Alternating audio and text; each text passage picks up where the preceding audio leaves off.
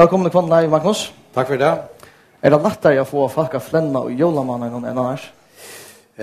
Jag vet inte ordentligt om det är... Nej, det hade jag någorlunda det samma så ute i februari. Men det är ganska motsatt att folk är nog måar där kommer man igen här utan så jobbar resten. Men nej, jag har inte det är folk och det jag har runt allt. Så det är så. Du måste ju säga att nu skulle vi alla för ha stått nu är det nästan jul. Så grinnar det dronko. Jag vet inte. Onko ganska. Nej, jag hade det här förra är något festligt så helt att det nej, jag hade någorlunda det samma så. För det alltid var det.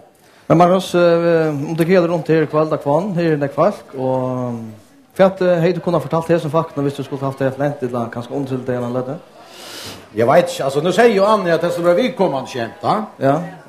Och det kallar han ju faktiskt utland kommunikation och löses vision till bara vidkommande. Det som hade döms teker fast vet inte fel. Ja, det som var brukt i fjör. Det var en gammal kone Sumpa, hon fick det var så modern i fjör. Det där stad vet du ska renna. Ska renna runt som en lust att döna. Inte det görs något att döna det är.